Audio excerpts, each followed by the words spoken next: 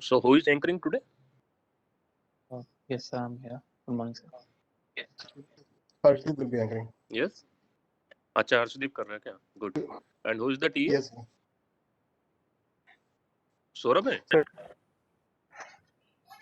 अच्छा. सौरभ जी एक बार स्वामी जी से बात कर लो. दिक्कत तो नहीं ज्वाइन करने में.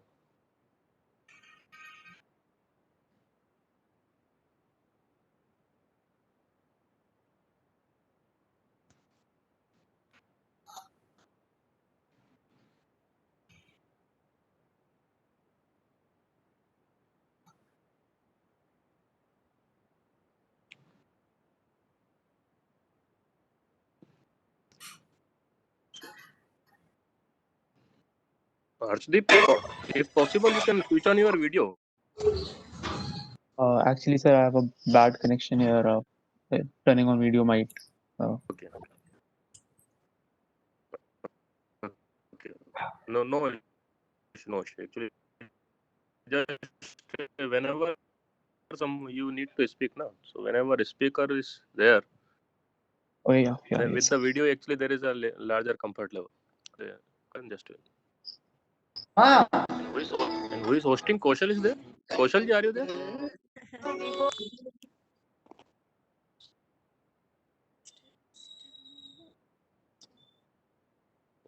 Who is the host today? Sir कौन सा भी है अभी बट अभी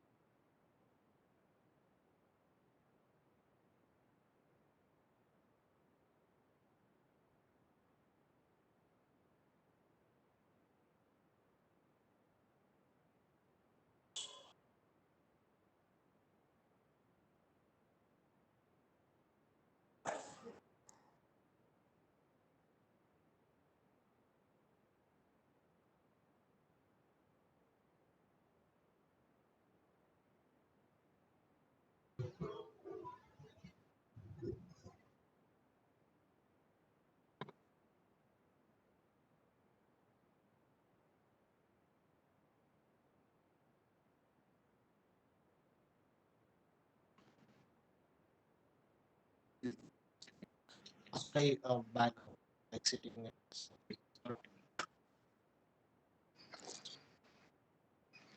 The network connection is poor. We are getting network issues. Do you want to come to self video? Video? This video bರ್ತದೆ. Network issue. Background change.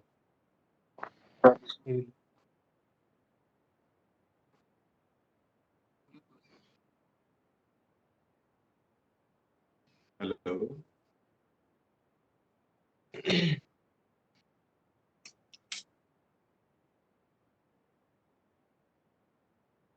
Hello. Hello. Good morning, sir. Namaste. Am I Namaste, visible, sir. audible? Yes, sir. You're visible, but your video is rotated. Ji, so Harshdeep, you can start now. Okay, sir. Just a minute. We have to change the video like this. Vertical. Vertical. Maybe it's possible. Hello. We have to change the video to vertical. Yes, sir. It's rotated right now. If it's possible, if it's Okay, we will convenient. change it. We will change it. Okay. Good morning, everyone. Just a minute. Yes, sir. Take it out and just start. Yes, sir. This is now good morning. So, good morning, everyone. Today, in today's session, the first speaker we have is Swami Atmashridananda ji, the secretary of Ramakrishna Mission Ashram in Kanpur. He's also the former editor of the Vedanta Kesari, an English language monthly magazine covering spiritual and cultural issues published by the Ramakrishna Mutt in Chennai since 1895. He has edited, translated, and authored quite a few books on aspects of spiritual life, Indian culture, and higher values. He was also the guide for Vivekaran Study Circle at Madras for 12 years. So I would now request Swami Atmashradananda ji to kindly begin with the session. Namaste. Thank you for the introduction. I will take just a few minutes to settle the camera. Just a minute. Some difficulty at our end.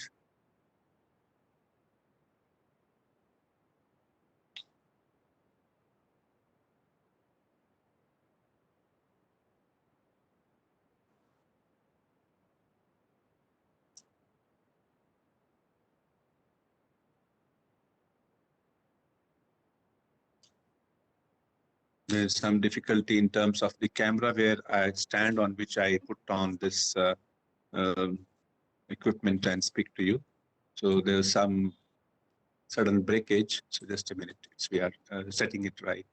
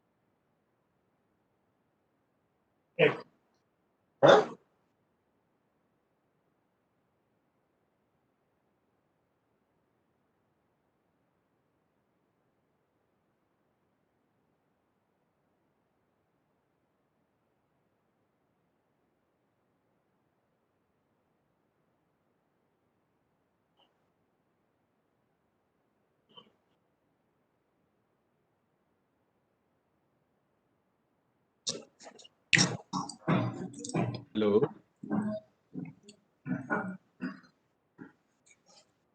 Yes, sir. Yes, sir. Hello. Am I audible? Hello. Yes, sir. You're audible. Hello. Am I audible? Yes, sir. You're audible. All right. Yes, sir. You can proceed, sir. So I hope that's not difficult. Actually, the link that was sent, I didn't know that there is a app to be downloaded. So that took some time, and there was some issue at our level with regard to our camera stand also. Anyway, without dwelling much, without dwelling much on what has happened, let me begin. I'm speaking to the first year students of the NIDE. Yes, Hello. sir. The first year students of Triple IT Allahabad. Right, right.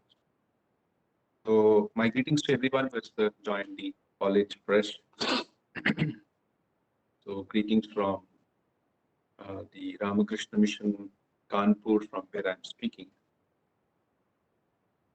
It's an old institution to which I belong. It is a 125 years old institution. And this particular place is around 80 years plus.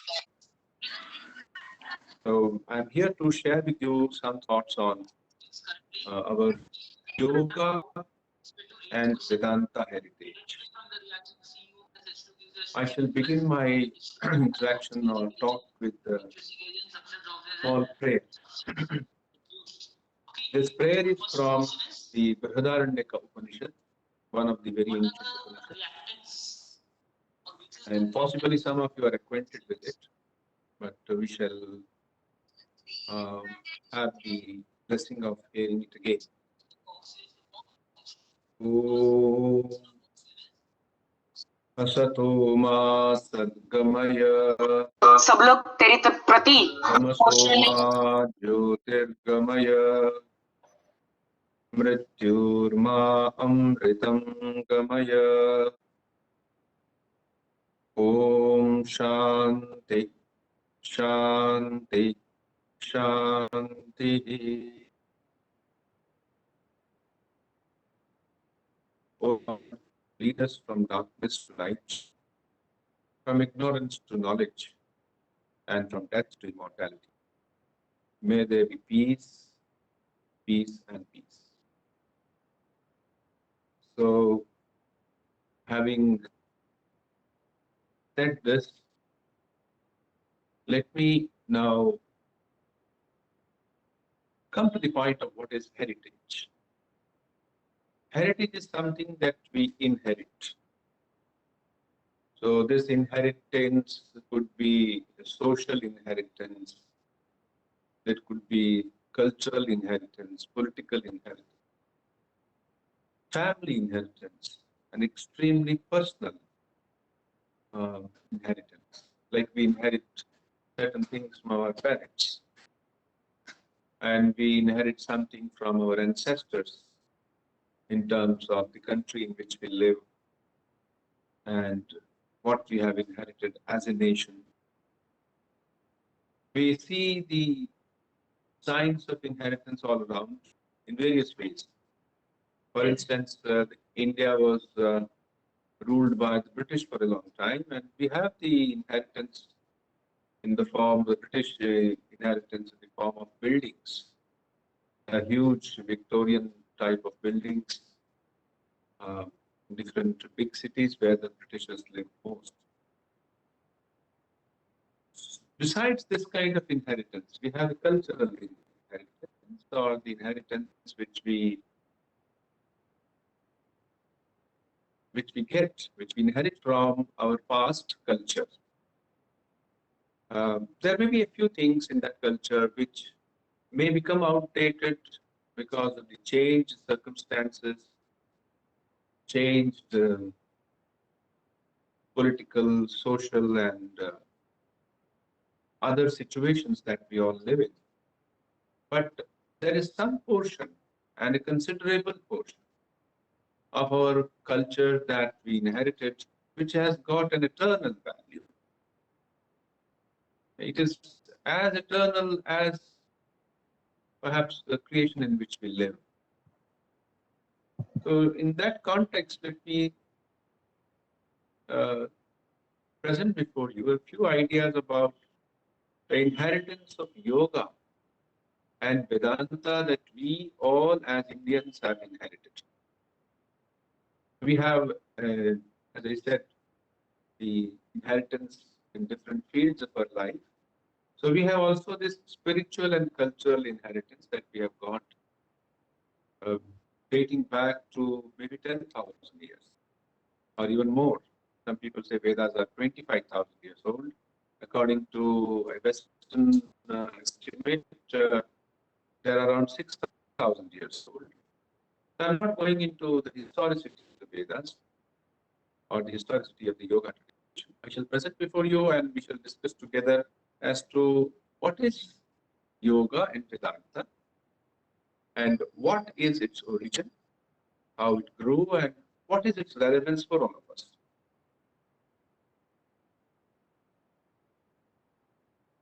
When you look into your life, you find that there is one aspect of life which we all share.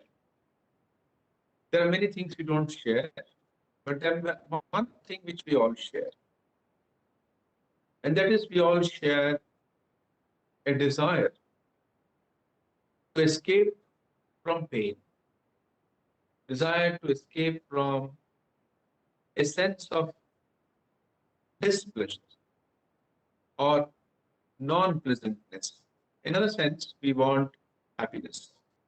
This is irrespective of what we are, our age, our profession, our state of life, whatever, even whatever our religious background, whatever our financial condition, or whatever be our economic status, or political views.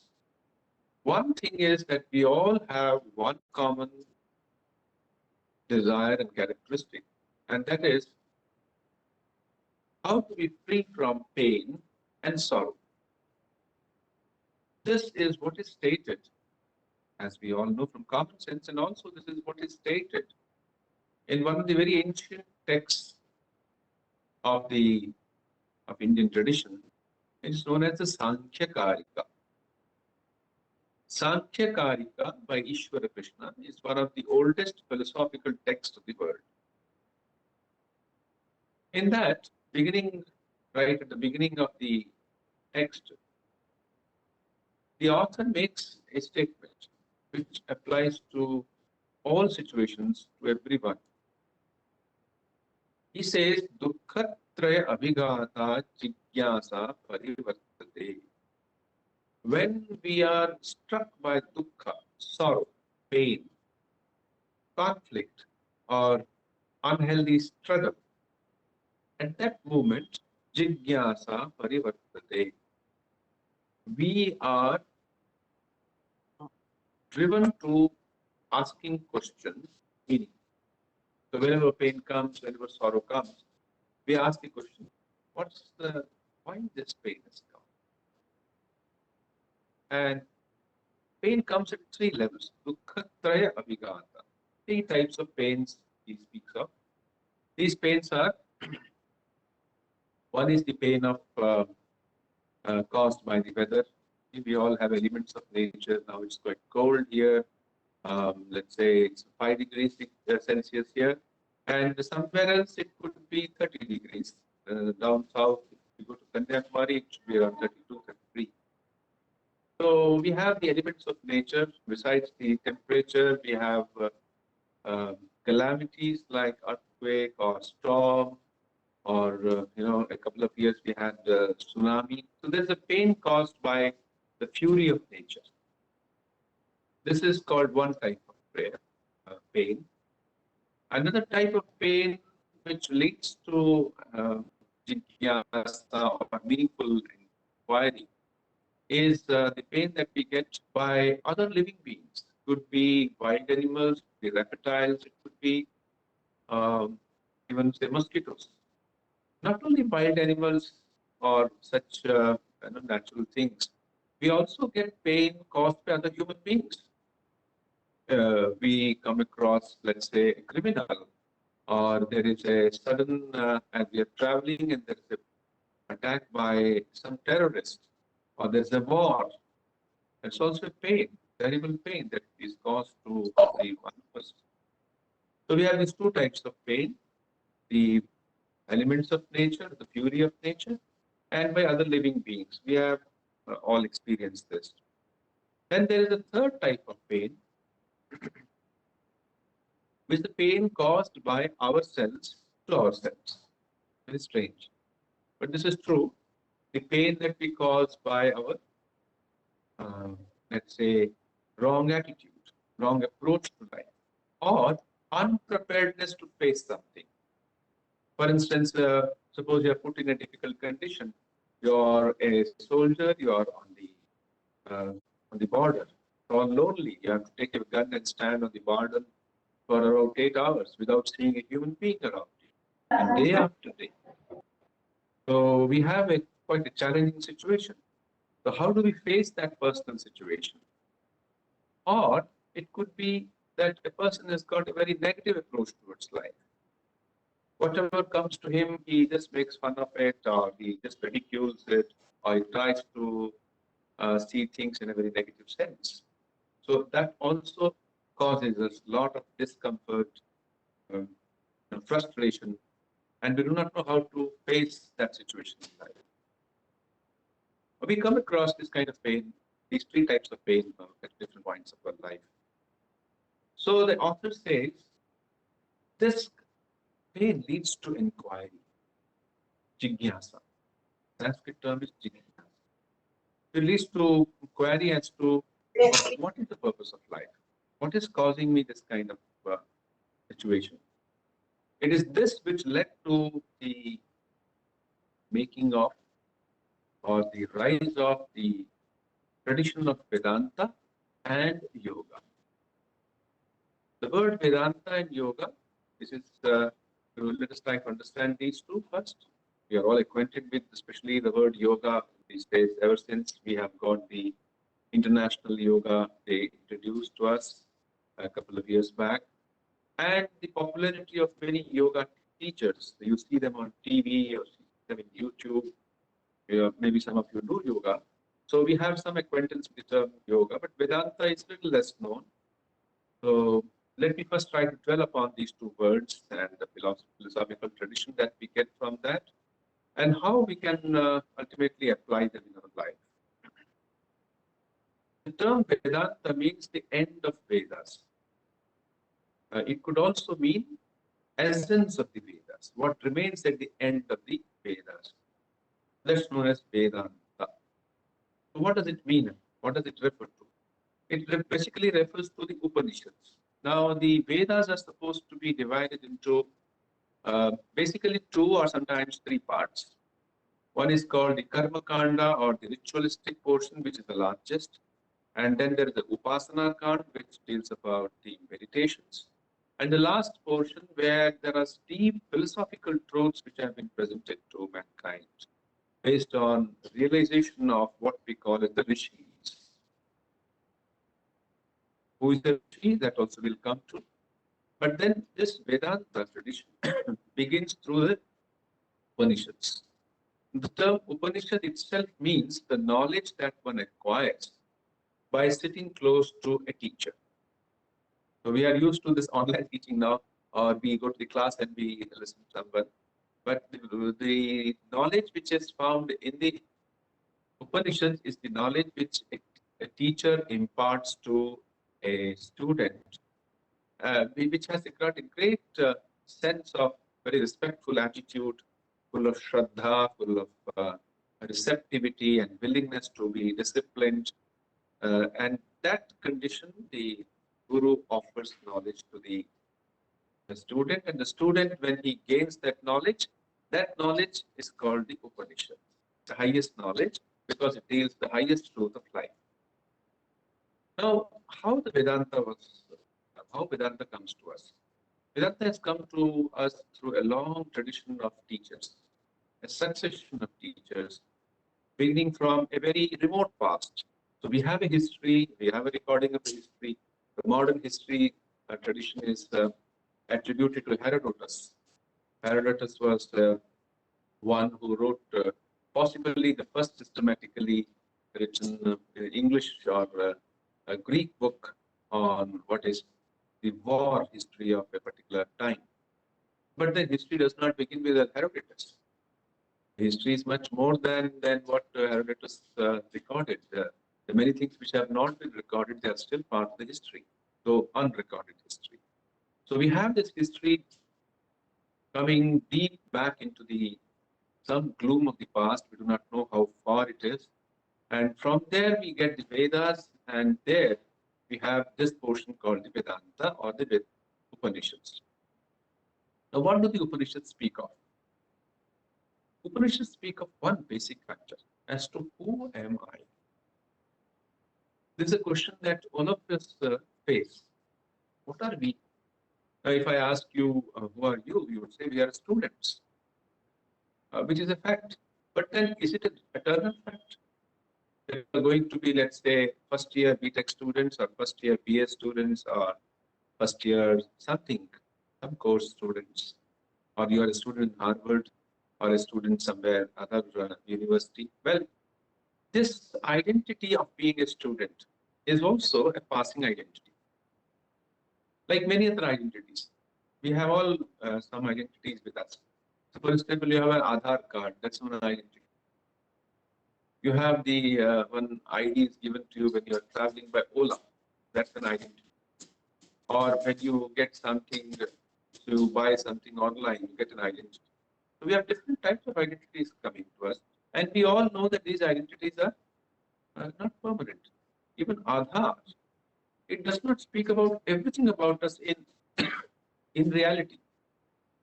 Suppose it speaks of you as a body, as a person with a certain qualifications and characteristics. But is that all about us? What about when we pass through situations, when we face pain or difficulties? Then we ask the question, who am I? Who is suffering? Who is that undergoing this all experiences? Even right now, you are listening to me. So who is this listener? If you go deeper and deeper, you come to a very profound wall of ignorance. Who am I? Who am I? Am I the body which is constantly changing? Just we know we are all growing old, and one day we just disappear. We all know this. Similarly, are we our mind which consists of thoughts, which is constantly again changing because there is so much of new thoughts coming.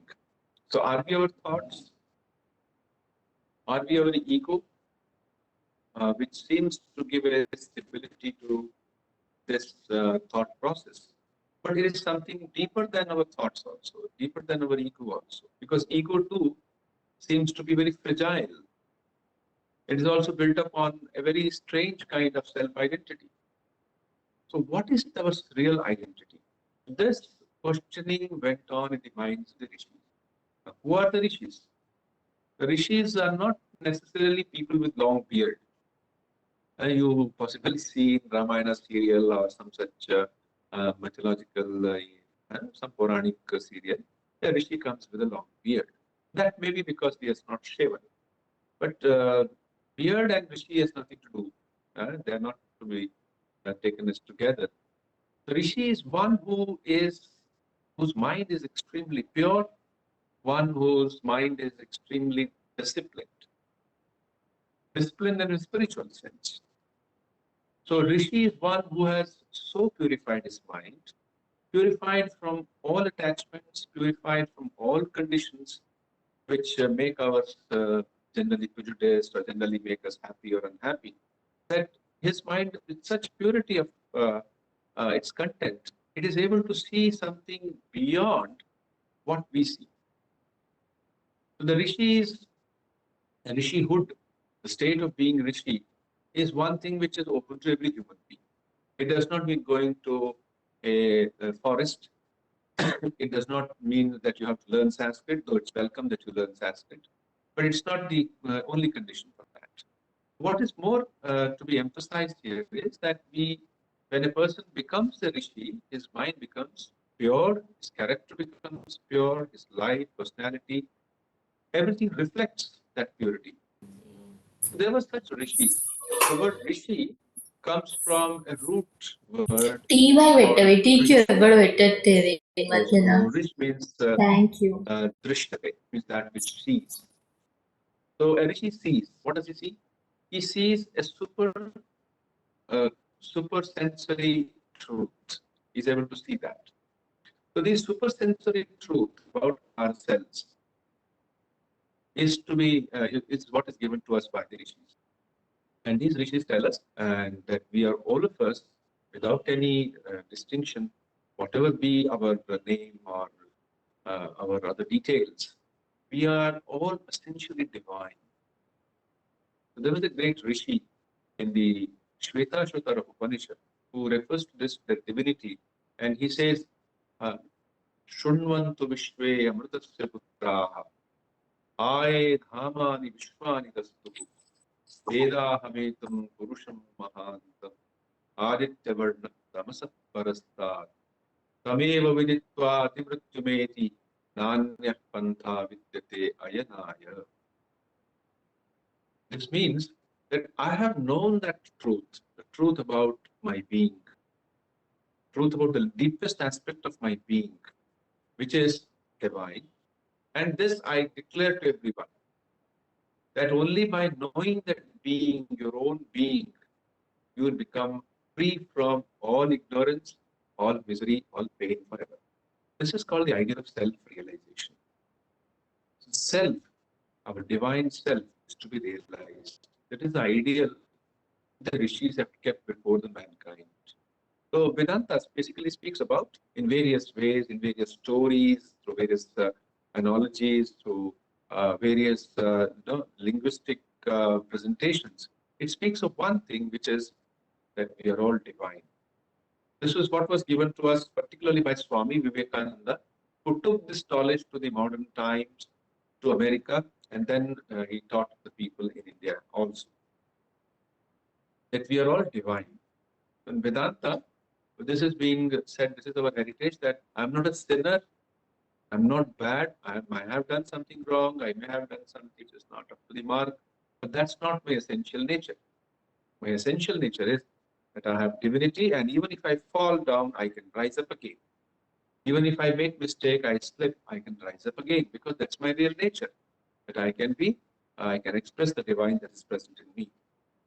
So in the Upanishads, there is a beautiful statement. So there are around 10 Upanishads which are called the principal Upanishads, and there are many more other Upanishads which are not principal, but they are equally very authentic.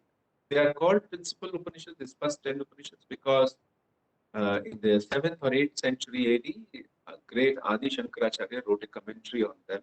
It's an explanation of various verses in his own masterly way. So that is why they are known as the principal Upanishads, like the Katha Upanishad, the Kena Upanishad, the other Upanishads like Isha, then Aitareya, many more.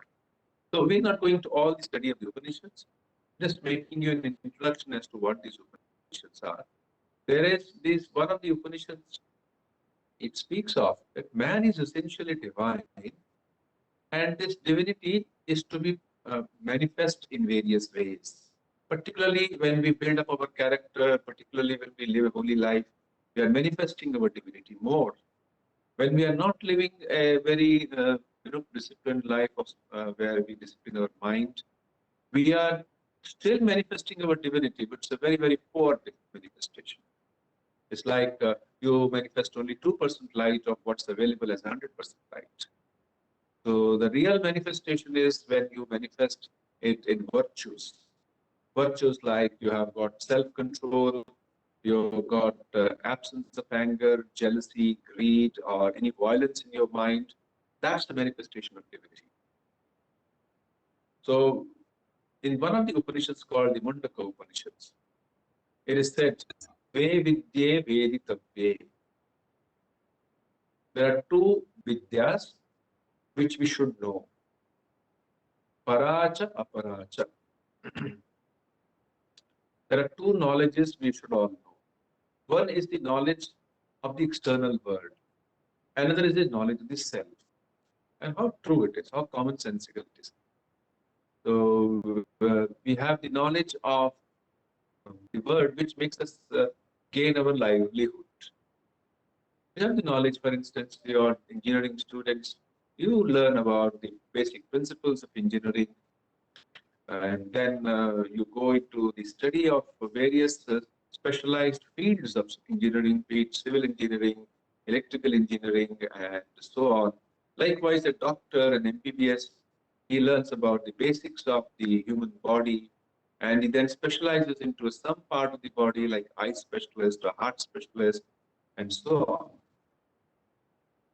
So you have these specializations and general knowledge of various fields in life, physics and chemistry and political science and whatnot. All these sciences together, and also the other professions like accountancy, you have got this company secretariat, you have got so many things. So all that helps us to attain success in life, to attain some livelihood and also to some success in life. But that success and livelihood is not everything we all know, because there are many people who are doing well, they have earning good livelihood, but they're very unhappy. It also is a fact of life. You see sometimes some people, they have very good livelihood, they have got fame, they have got a lot of power and position, and they have many other things, but we see them ending their life in self-killing. Why did this happen? Is not life something much more than that? That I failed in something, there is a difficult situation and I run away from life? No, there must be something deeper in life. The first is that the first is the knowledge of the or the vidya of the external world, and then another is the knowledge of the inner world. When we enter the inner world, first I have already given you an idea as to what is this inner world reference to. It is, we are essentially divine. We are essentially divine, and this divinity in us is of the nature of infinite knowledge, infinite consciousness, infinite joy. This is known as the Satchidananda, Sat-Chit-Ananda. Now, there is another aspect of inner life, and that other aspect of the inner life is that we learn to go deeper in our own mind. When you try to go deeper in your mind, you enter the field of yoga. First, you have understood what Vedanta is trying to teach us. Then you enter the second aspect of our discussion about the yoga and Vedanta inheritance, and that is you try to learn about your own mind. What is mind? You all have a mind, but what is mind? You ask anyone who is studying psychology, they will say most of the people who study psychology, they are trained in the Western approach to psychology, and they say mind. Well, mind is the product of the brain, to which we in Vedanta tradition don't think so. We have a different view about it, and this view has sustained itself for thousands of years, which speaks of its authenticity. But the Western people are yet to fully accept it, but that's no reason that it is not true. It continues to be true, but it may not be that you have fully been able to accept it from the Western angle. Now, when you say that we are entering the field of yoga, what is yoga? As I said at the beginning, you have some idea about yoga when you do yoga asanas, which is very good. Doing yoga asanas are various physical postures where we sit in a particular way, and or we have certain breathing exercises along with it and separate from it also, which help us to become healthy, to live a healthy life. But yoga is much deeper than that also. So body and mind are much taken care of. They are by these yogic practices. But what is the deeper purpose of yoga? Say, for instance, there is a text called Yoga Sutras. In the Yoga Sutras, we find that it is written Yoga Chitta Vritti Nirodha. Yoga means the science of controlling the mind, controlling the chitta vritti. What is chitta vritti? So let's try to understand what is chitta vritti. So it's a Vedantic understanding of the human personality, which is applicable in the yoga tradition. So human personality, there are 2 or 3 approaches to it in the yoga Vedanta tradition, but basically it is all like this, that man is essentially consisting of not just the physical body, but also a subtle body. Not only the gross body, which is visible to us. When we go to a doctor, we get ourselves examined. It's the gross body that is being examined. So the doctor takes your weight, or he examines various organs by using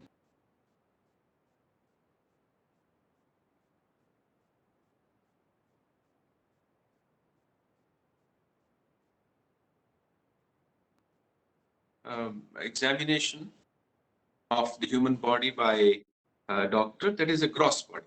And there's a subtle body. What is a subtle body? Subtle is obviously that which is not visible to the gross eyes, but it is there because this has been experienced by the pure minds. We ourselves also experience that we have a subtle body. We have subtle thoughts. So sometimes we have thoughts which are known to us, and many thoughts which are very deep, which are not, we do not know from where they are coming, but we have those thoughts. Well, so yoga is controlling the mind. When we have these, the Vedantic idea and the yogic idea that we are body, gross body, plus we have the subtle body, and then there's a causal body. Causal body is the seed. Cause means the seed. Where there's a seed body, there's a cause. So from that we have got the other 2 bodies, and the seed is the ego. From ego, in a very deep philosophical sense, we get this gross body as well as the subtle body. So when we see that we are speaking of the Indian idea of mind, what are we speaking of? We are speaking of the act that my mind is called, or anyone's mind is called, the Antakarana. So what is Antakarana? Antakarana is a Sanskrit word for mind. But it is much more comprehensive than the term mind. Well, Antakarana, or also known as Chitta. So Chitta Vritti Nirodha is yoga. So what is Antakarana? Antakarana means mind has got 4 functions. First is, it is a memory. Mind has a memory. So you are listening to something, you are memorizing it, it is leaving an impression on you. Then there is imagination, there is thinking, there is imagination.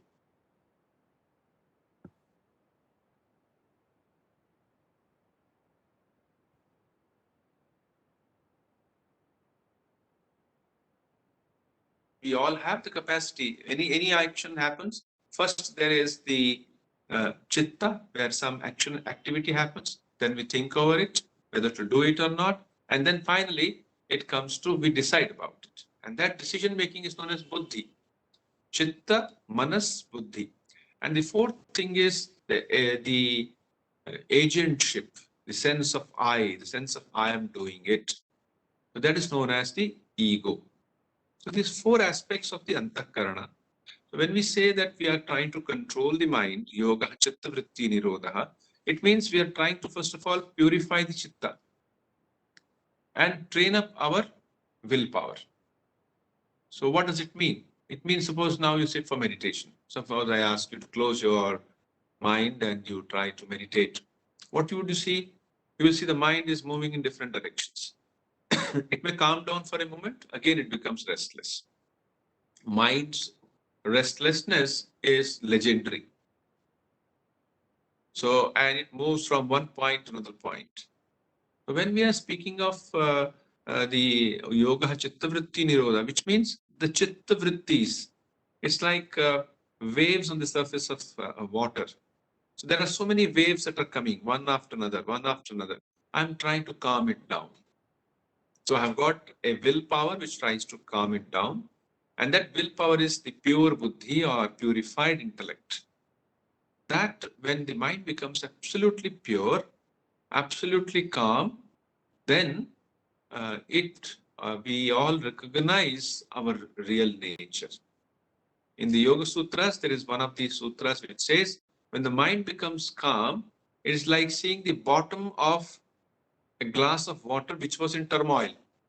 Suppose you've got a glass of water, you take a spoon and stir it. You have put sugar in it and you stir it. So it keeps moving. What's down below the water, you don't see. But then after some, when you leave the spoon out, it slowly settles down. You begin to see, oh, this is the mind. This is the glass. This is the surface of the glass. This is what's available there. So they say when the mind is absolutely purified, when the mind is freed from all kinds of restlessness, see all kinds of restlessness that come to us, what we call as tensions. So many types of tensions come to us. We all know this. So when we try to calm down the mind, we have removed all types of tensions and restlessness.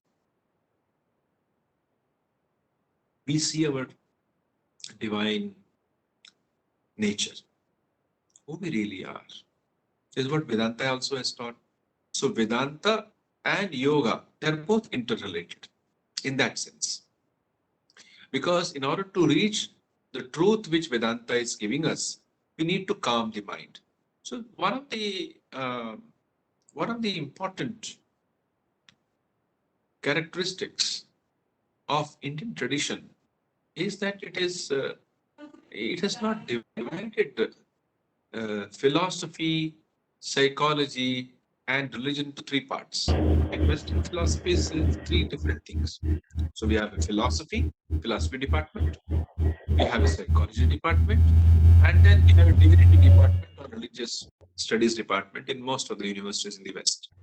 Whereas in India, life, we have found, is an integrated whole. So first of all, you have the idea of philosophy. So what do you see in philosophy? You have got the Western philosophy, which is basically speculative philosophy. So what is speculative philosophy? I sit down here and I speculate. Life is like that. I think mind is like that. I come up with a logical answer or a logical structure. I come up with a few imagined things. Whereas the Indian philosophy is not speculative philosophy. It is Darshana Shastra. What is Darshana Shastra? The word Darshana means to see. Drishyate iti. To see. Sometimes we say, I'm going to have darshan. We go to a temple, we say, I'm going to have darshan. Or I meet some holy person and say, Aapka darshan hua, bahut acha laga. So I have a darshan of somebody. I want to have your darshan. So darshan means to see. So when a person sees his life in a particular way, he becomes a darshanik. In that sense, everyone is a darshanik because everyone is seeing life. But not everyone's ideas are really wise and mature. So we still see in a very, very childish way. So there's a difference, and again, I would say the difference between childishness and childlikeness. So what is childishness? Childishness is being very, very indisciplined, very moody, very immature. That is being childish, without considering all the consequences of what I'm saying or doing. That's childishness. Whereas a childlikeness means simplicity, purity, guilelessness, absolute sense of being a child. So childishness and childlikeness, we must make a distinction. Whatever. So even a child is also having his philosophy, and we have a grown-up person, he's also having a philosophy. So when a grown-up person has a mind which is well trained, which is freed from attachments, aversions, strong attachment to something and strong dislike for something, strong prejudices, when the mind is freed from that, and also hankering for many things of life, which are rather negative, which makes us bound. When a person attains to that state, his mind becomes fit enough to be called the mind of a Darshana Shastri. And that Darshana is what we are all trying to, we are all trying to live in our life. We have a viewpoint and we are trying to live that viewpoint in life. So as I said, philosophy is, there's a speculative philosophy, and then you have got the Indian philosophy, which is Darshana Shastra, and then you have the psychology. Suppose I know a truth. My philosophical truth is known to me. Now, how do I attain that? You attain it through your, you come to it through by disciplining the mind. So we know how to discipline the body. When you go to military course, you go to NDA and you join NDA, they train up your body. You train up, they shape you up. They make you get up in the morning, they make you do many exercises and all that. So, of course, mind is involved there, but basically it is the body which is being trained very well. You are being made, men out of being boys, or you have the female side of it, where the little girls are being made into responsible women. So, point is that you have this kind of discipline of the mind, which is very important. When you come out of the strong aversions and dislikes and that which very much attaches you to the world, then the mind becomes, when you begin to see the reality of what the philosophical inquiry was about, then we have certain practices, and these practices is what is known as the spiritual practices. So what we call as religion, by that I mean the spiritual practices. So philosophy, and then psychology and spiritual practices. These three are interconnected. They are not to be kept separately. Now, coming back to my earlier thing, that Vedanta and yoga, they're interrelated. So we have all inherited this. So what is it that we get by inheritance? Suppose I have inherited these two things called Vedanta and yoga. So how does it help me as a student? How does it help me in facing life? How does it help me in any way whatsoever? There's a question. So help is connected with a need. So how do I fulfill certain need through something? That's the meaning of being, to be able to apply it in life. Suppose I go to a medical school and I study medicine. It means it's going to help somebody's need. A medical need, a medical condition I can treat because I've got knowledge about it. Likewise, we have certain needs in our life. As I said in the beginning, one thing is we want to all escape pain. Now, when we say that we are trying to escape pain, or we want to avoid pain, not to have any sorrow or pain in life, so we all know that there are situations which are beyond us and the pain comes to us. But there are two sides of pain. Two sides of any event. One is external side, say a particular situation comes to me. That's not completely in my hand, how the situation comes to me. But how do I respond to that when that situation comes to me? Does that cause me pain and restlessness, or do I learn to accept it?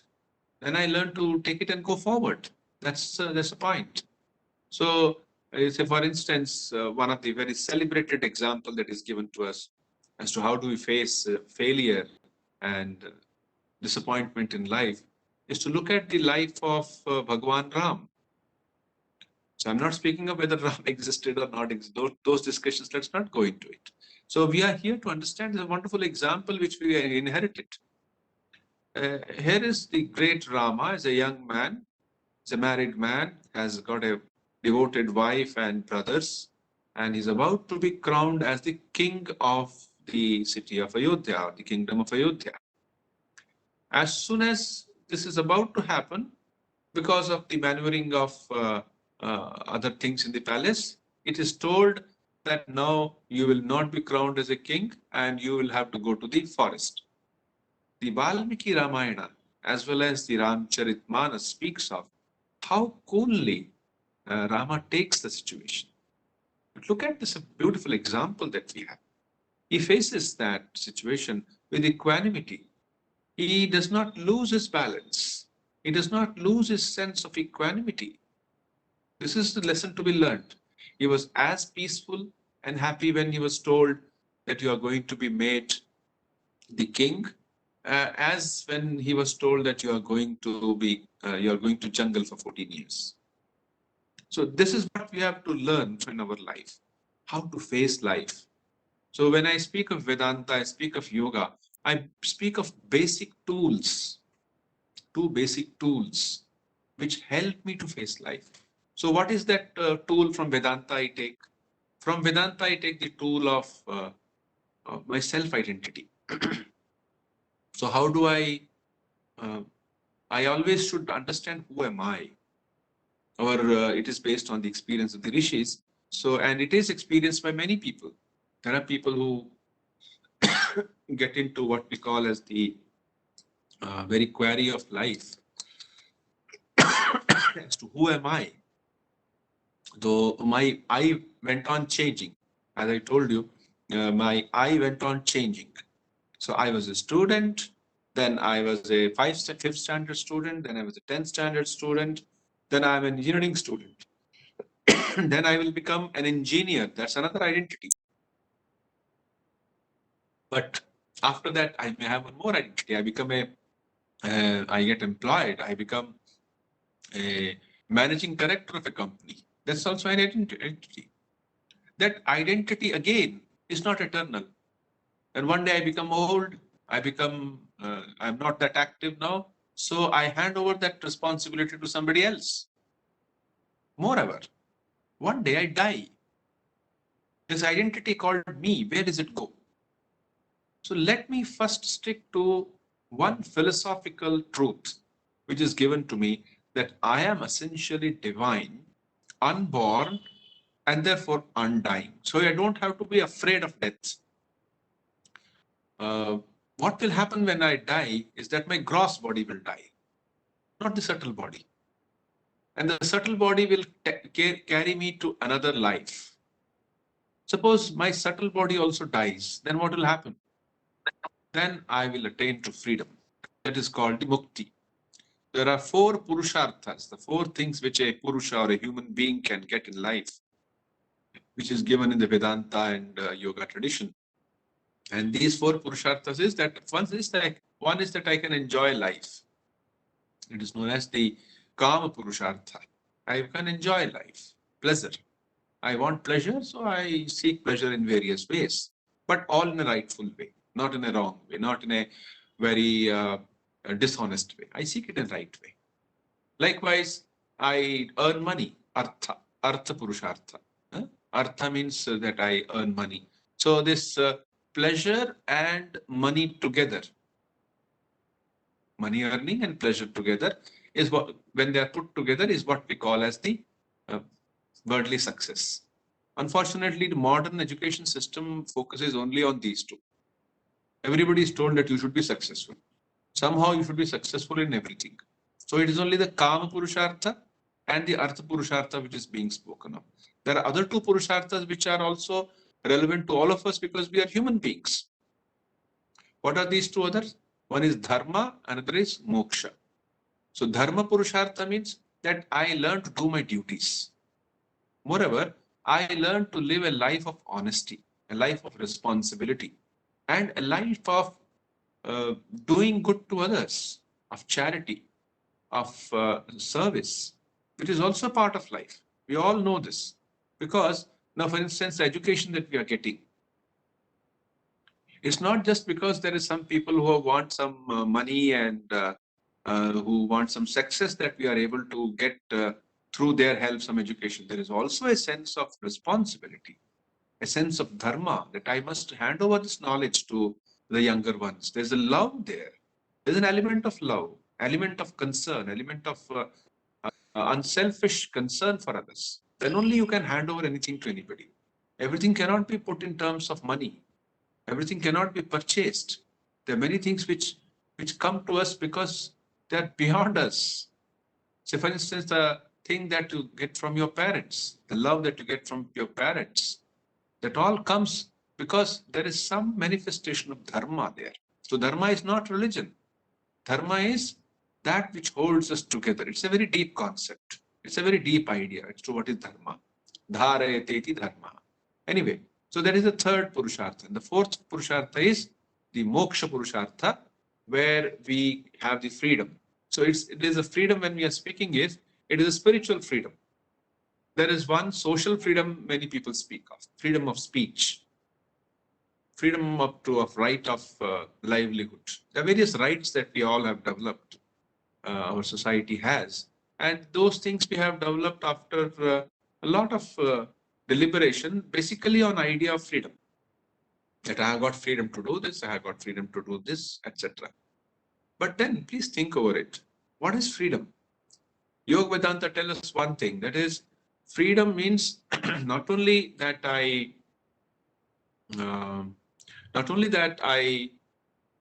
have certain things to do, I have the freedom not to do something also.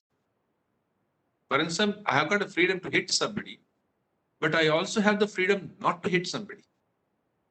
I have got the freedom to be very greedy and selfish, but I have much greater freedom not to be greedy and not to be selfish. So this is called freedom of the senses or freedom from the senses. Both are freedoms. Freedom of the senses. My indriyas, my senses, I've got the freedom. I can attain whatever I wish to. Or I can enjoy things. As the American terminology says, follow your passion. In one way it is good, follow your passion. But when you go deeper, say, I just don't care for anybody else.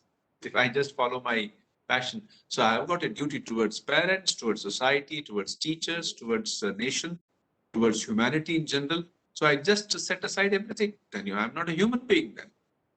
I'm no longer a human being because I've lost all sense of what is right and wrong. So freedom of or freedom from senses.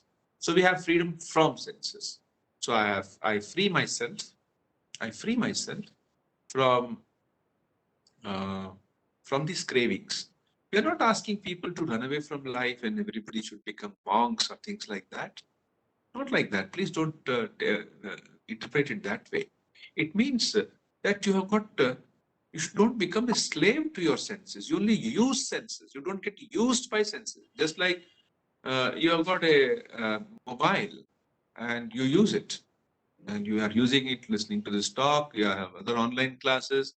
There are good side of the digital technology. And we also know that there is a darker side of digital technology, where I am no longer using it for my benefit. I'm using it for my harm.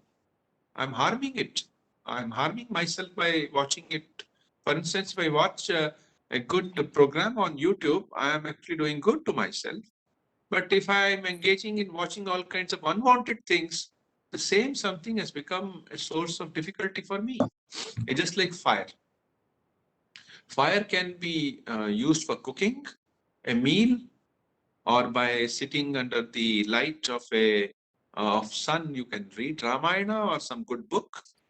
But fire can also burn the house.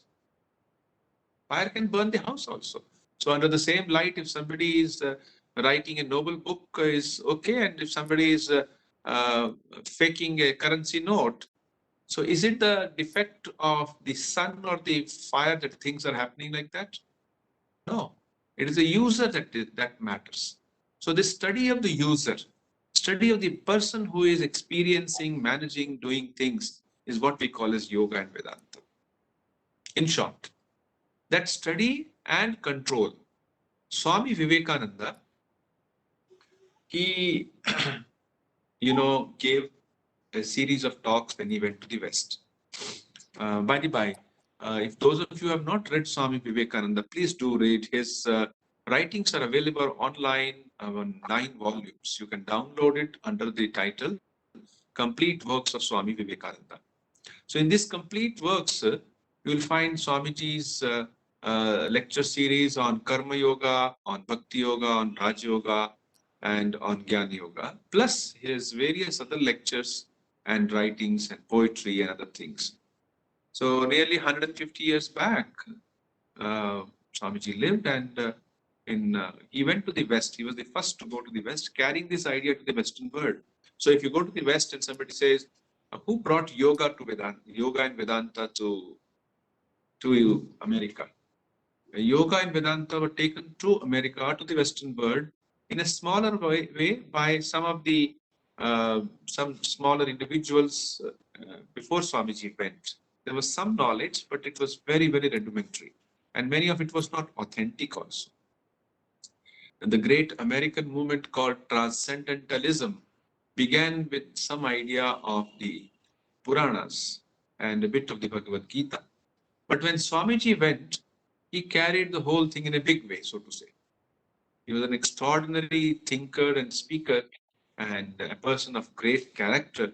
So when he went to the West, he spoke about these ideas of yoga and Vedanta to the Western world. And these things later on, in last more than 100 have developed enormously. Now in America, a large number of people have read Swamiji's teachings or other yogic things and Vedanta. And there's a beautiful book on that. Those of you who are interested can refer to it. It's called The American Veda. Name of the book is The American Veda.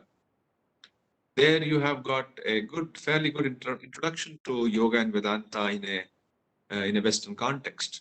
So that book by Philip Goldsberg is very helpful in understanding Swamiji's contribution to reach yoga and Vedanta to the Western world. As to India, yes, Swamiji gave the same thing for Indians also.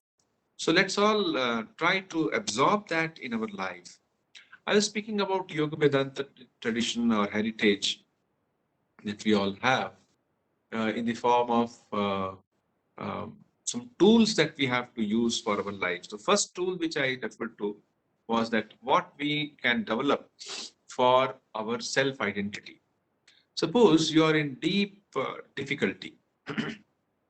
We have students, we are human beings, we all face various situations in life. Sometimes we succeed, sometimes we do not succeed. Sometimes we go on the right path,